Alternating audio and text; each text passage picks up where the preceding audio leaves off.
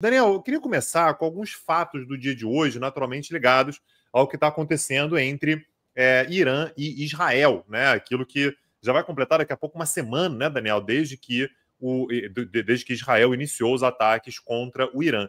Quem apareceu hoje, isso eu acho que foi pressão do Petit Jornal, viu, Daniel? Ontem a gente falou assim, pô, a Rússia tá meio sumida, né?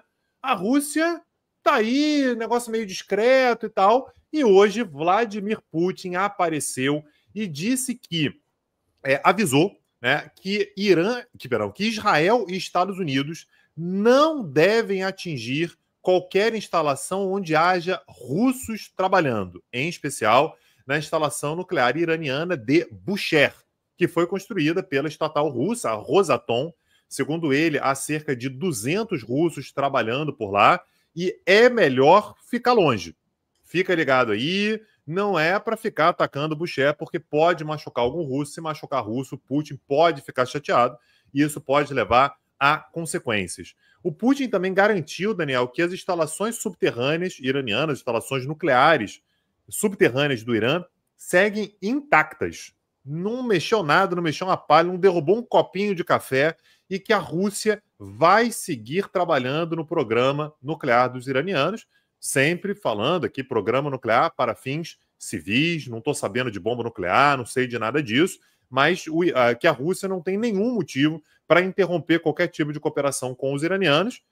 Repetindo, não é para atacar a instalação nuclear de Bushehr, porque tem russos lá, fiquem atentos.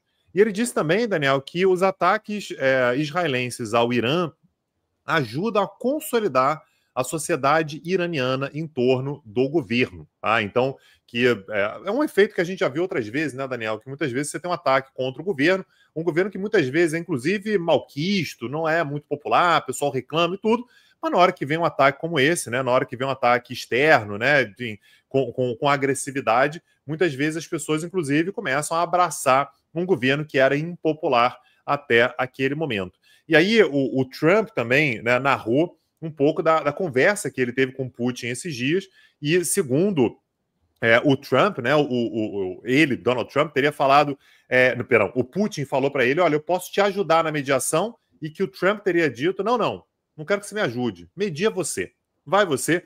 Nasci para ver, Daniel, vivi para ver, Daniel, os Estados Unidos dizendo que não, deixa a Rússia mediar, deixa a Rússia assumir a dianteira, mas essa é a participação de Vladimir Putin no dia de hoje, Daniel, depois de alguns dias sem a gente ouvir falar muito sobre ele. Outra coisa que me chamou a atenção, Daniel, foi que apareceu um camarada chamado Reza Ciro Parlev, de 64 anos, que é ninguém menos do que filho do último Shah do Irã, né, o Reza Parlev. Shah, Daniel, só para a gente lembrar, é um título de realeza, né, como se fosse uma monarca dos persas. Então a gente teve, de fato, o governo do Shah Reza Parlev, que foi derrubado pela Revolução de 1979. Ele, no dia de ontem, Daniel, na terça-feira, dia 17, ele convocou o povo iraniano a realizar uma revolta e afirmou que a República Islâmica está passando por um colapso e que, portanto, tem que ser restabelecida a ordem com o governo nacional, democrático e de maneira absolutamente pensando no povo, se colocou à disposição para governar o país. Se cair aí esse regime dos ayatolás, ele, Ciro Reza Parlev, que mora nos Estados Unidos desde que o pai foi derrubado, está disposto aí, Daniel, de maneira muito bondosa a assumir o poder. Isso é um prenúncio. Está na beira do campo, aquecendo, Tanguy, observando ali a oportunidade, quem sabe eu não assumo. Eu achei interessante ele fazer referência à democracia. Digamos assim, que o regime do Shah não era muito democrático, tinha porões ali, assim como o atual regime dos ayatolás também, o atual regime dos ayatolás que enforca pessoas por crimes absolutamente inaceitáveis em qualquer parte do mundo. A gente está falando de situações... Ficou um pouco confuso, desculpa, cara. Deixa eu refazer aqui. Tá na beira do gramado aquecendo, né, Tanguy? O filho do Shah, tentando ali uma oportunidade. Agora, o que me chama a atenção é que ele falou sobre democracia. E digamos que o regime do Shah não era exatamente democrático. você tinha ali restrições políticas severas, você tinha porões no regime do Shah, você não tinha liberdade política. É bem verdade que no regime dos ayatollahs, além de não ter liberdade política, você passou a não ter liberdade também em questões relacionadas a comportamento e outras situações, mas, claro, ele está vislumbrando ali uma oportunidade, não me parece que seja o cenário mais provável no atual momento, mas uma oportunidade de, quem sabe, talvez, eventualmente, ser chamado e retornar a Teherã nos braços do povo. E aí, Daniel, outra pessoa que eu quero falar, eu tô meio cansado dele, viu, Daniel? O tal do Donald, né? Donald Trump. Tô cansado dele, Daniel. Ah, cansei já. Ah, ele assumiu tem pouco tempo, ele assumiu em janeiro, a gente tá em junho, né? Tem 5 meses de governo. Aí hoje, Daniel, foi falar com a imprensa e perguntou. Os Estados Unidos perguntaram, né? Os Estados Unidos vão atacar as instalações nucleares iranianas? E a resposta dele foi: posso atacar? Posso não atacar? Ninguém sabe o que eu vou fazer. Ah, cara, então pô, não responde, sabe? Fica essa coisa de eu quero manter uma ambiguidade, ninguém sabe o que eu vou fazer, para onde que eu vou, para onde que eu tô olhando e tal. Então, não acrescentou nada, tá? Não acrescentou nada, voltou a dizer que existe a possibilidade de matar o Ayatollah, o Khamenei, né, o Ali Khamenei, o líder supremo do Irã, ou não também, eu sei onde é que ele tá, eu posso matá-lo, posso não matá-lo também e tal. E quem apareceu hoje, Daniel, numa declaração foi o Ali Khamenei, né? Ele não apareceu na televisão nem nada, mas rejeitou a possibilidade de uma rendição incondicional. Foi algo que o Trump pediu, a gente falou sobre isso nos últimos dias. O Trump disse que espera uma rendição incondicional e disse que a nação iraniana não pode ser subjugada.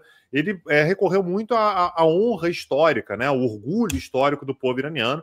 De fato, Daniel, os persas, né? Quando a gente fala sobre o Império Persa, é um povo, de fato, guerreiro, tá muito acostumado a passar por guerras, por conflitos, por atritos e tal. Então disse, olha, não adianta tentar encostar o Irã contra a parede, pressionar e tal, achando que o Irã vai quebrar, porque o povo iraniano já mostrou que isso não vai acontecer e advertiu que qualquer intervenção militar dos Estados Unidos levaria a danos irreparáveis. Israel também, no dia de hoje, aparentemente está fazendo pressão, isso não é exatamente uma surpresa, mas Israel está fazendo pressão para que os Estados Unidos utilizem aquelas bombas anti-bunker, né, basicamente para atingir as instalações subterrâneas do Irã, para ajudar a dizimar, né, acabar com mais rapidez com o programa nuclear do Irã. E uma última coisa, Daniel, no dia de hoje também saiu a informação de que os ministros das relações exteriores da Alemanha, da França e do Reino Unido vão se reunir na próxima sexta-feira, dia 20, né? A gente está gravando esse episódio aqui na quarta, né? Então, depois de amanhã, devem se reunir com o chanceler iraniano em Genebra, exatamente para falar sobre o programa nuclear, sobre as ações, sobre o que está acontecendo, no momento no qual a questão nuclear iraniana voltou com tudo para a pauta. Era um tema que vinha sendo discutido, mas um dia depois de o chanceler alemão, né, que é o equivalente ao primeiro-ministro alemão, o Merz, né, o Friedrich Merz,